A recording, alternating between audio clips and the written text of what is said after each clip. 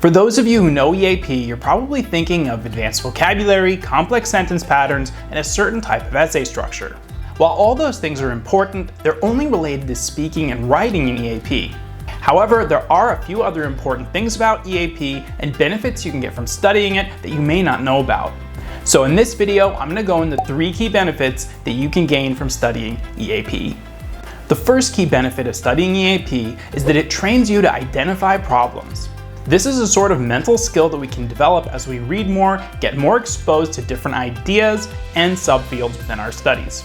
Part of the reason for this is one of the most common types of academic essays that you will write involve providing a solution to a problem. A big part of academic work entails providing solutions to problems that exist in the world, whether it's something in the environment, in society, in technology, or whatever. I've also talked in the past about the ability to view situations from different perspectives. For example, let's say you read an article about bilingual education and the government has a new policy that requires a certain number of courses taught in secondary schools to be taught in English. But because you're well informed about the circumstances in schools in your country, you know that the schools lack the resources and the staff that are required to implement this policy. So then you'd be viewing this situation from the perspective of an educator and you'd think of a study that could be based on that.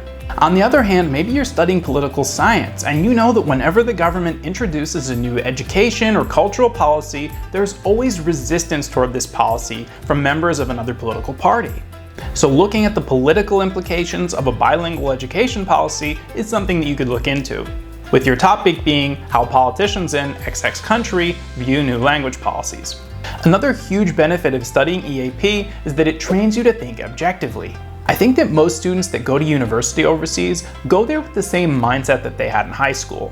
They get an essay prompt and start writing their introduction and write statements like "I think" or "problems in our country." When we see statements like this, right away we can tell that the student is thinking in the first person and pushing a certain opinion or agenda in their writing.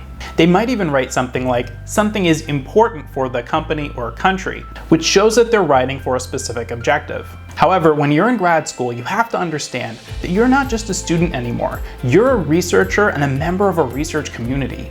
Maybe you still feel like a student and not a researcher, I totally get it, but your professors will be expecting you to have that mindset. Therefore, whatever you write isn't about what's good or better. It's about you contributing knowledge to the field and teaching your reader something about the topic. As a student, you read articles written by professors and other scholars, and your role is to contribute something new to that body of research. This is what professors refer to when they say the literature. To be clear, the literature here does not mean 文学. It means everything written about that topic up until now. With that being said, you need to think and write in an objective way.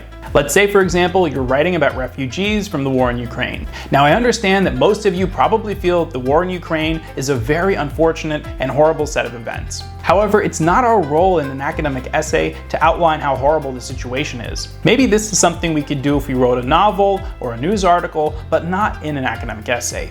Instead, perhaps you could compare what different European countries are doing to integrate Ukrainian refugees into their countries, and discuss which are the most effective and why.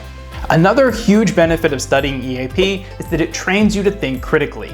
Academic research requires you to analyze issues, not simply explain and summarize them. In analyzing, you will learn to draw connections between different things, ask new questions, and most importantly, not take things for granted.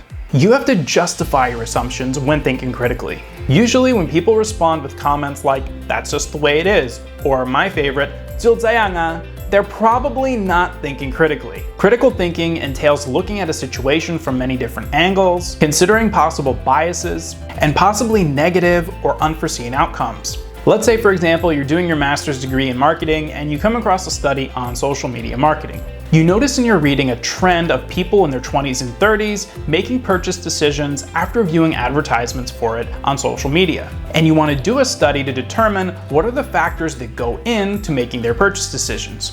However, you also read an article on consumer psychology, which isn't directly related to marketing, talking about how women are more sensitive to social media than men. So you might take this information into consideration when designing your study. However, you notice that that study doesn't take into consideration the type of product that the like women and men were exposed to on social media. Therefore, we might not want to design our study assuming that we'll get the same feedback from female consumers and design our survey in this way. However, if you do get results reflecting that, you might want to take it into consideration. Now, in summary, these benefits that I discussed in this video are not something that will only benefit you as a student. These are skills that will benefit you in your career and your life in general. Regardless if you're a student or a business owner, identifying problems is essential to your success in finding opportunities and avoiding risks. And again, while we all have opinions, being objective is extremely important in our professional roles to not be blinded by our own personal biases, or make assumptions about other people or ideas before we have the facts. And lastly, critical thinking is often associated with academic work. However, many employers in Western countries strongly value employees that have critical thinking skills, because critical thinking is directly tied to creativity, problem solving, and making smart decisions. I hope you found this video useful. If so, please like this video and subscribe to my channel, and I look forward to seeing you guys in the next video.